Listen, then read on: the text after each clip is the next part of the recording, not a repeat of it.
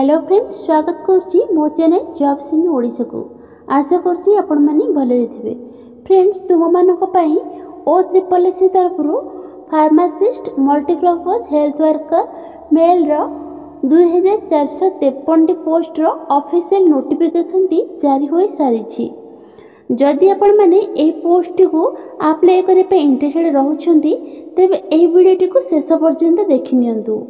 चलନ୍ତୁ प्रथमे आलोचना करिबा ऑफिशियल नोटिफिकेशन विषय रे। फ्रेंड्स, जदि आपण माने निज निज जिल्ला रे आसुथिबा एही भली नुआ नुआ गवर्नमेंट जॉब न्यूज पाया पई चाहुचंती तेबे आम चैनल टी को सब्सक्राइब करी वीडियो टी को लाइक करिया पई भूलंतु नाही। तो फ्रेंड्स, आमे बे आसे जे pharmacist multipurpose health worker male रो नोटिफिकेशन मध्य को आपनकर एठारे 2453 पोस्ट आपनकर वैकेंसी रही। एटा आपनकर 15 डिसेंबर 2023 रु आपनकर ऑफिशियल नोटिफिकेशन टी जारी लानी। आपनकर ऑनलाइन रजिस्ट्रेशन प्राइवेट रजिस्ट्रेशन आपनकर 22/12/2023 रु आरंभ होलानी। आपनकर लास्ट डेट रहउची 16 जनवरी 2024। आपनकर लास्ट डेट 16 जनवरी 2024 पर्यंत रहउची। तो आपण अप्लाई करनियंतु। OSSC वेबसाइट www.ossc.gov.in रे आपनकर फॉर्म आवेदन करा जाउची। तो आपण आवेदन करनियंतु। आपनकर एटी सेल्स ऑफ पे देखिनियंतु।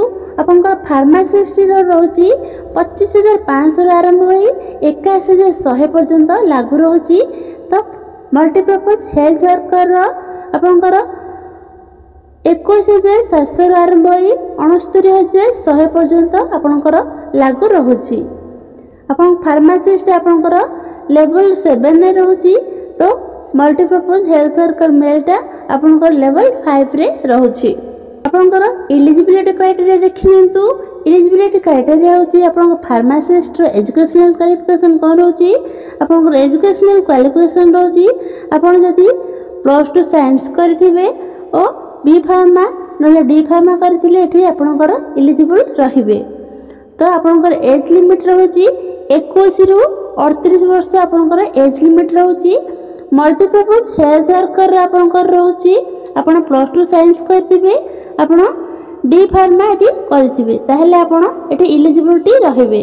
आपनकर एठारे रहउची 21 वर्ष रु 38 वर्ष एज लिमिट रहउची। एज लिमिट रिलैक्सेशन देखिनियंतु। SC ST SC BC women category पिलांक पई आपनकर 5 वर्ष रिलैक्सेशन रहउची। PWD पिलांक पई आपनकर 10 वर्ष रिलैक्सेशन रहउची। आपनकर एग्जाम फी आपनकर एटा किछि रहउ नै। आपन एठारे फ्री रे आवेदन करि परिबे। Place and date written test आपनकर एटा किछि डेट मेंशन करा दे नै।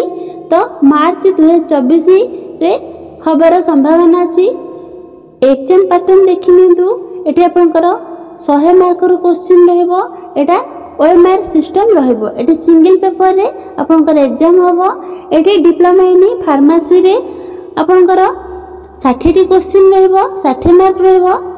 आपन प्रैक्टिकल स्किल रा 25 टी क्वेश्चन रहबो, 25 मार्क रहबो। एरिथमेटिक रा 10 स्टैंडर्ड रहबो, 10 टी क्वेश्चन रहबो, 10 मार्क रहबो। इंग्लिश आपनकर 10 स्टैंडर्ड रहबो, 5 मार्क रहबो, 5 टी क्वेश्चन रहबो। टोटल आपनको 100 मार्क रो क्वेश्चन दे दिबो। 2 घंटा मध्ये रे आपनको सारिबार अछि। तो पिले माने आपनकर SC ST PWX सर्विस मानन पई एठी मिनिमम क्वालिफाई मार्क रहिछि 30% रहिछि। तो अदर कैटेगरी मानन पई 35% आपनकर रहिछि। सब डिस्ट्रिक्ट रो पिला मानन पई वैकेंसी रहउछि। तो PDF रो लिंक हम डिस्क्रिप्शन रे दे देबु। आपण जाई सेठी चेक आउट करि परिबे।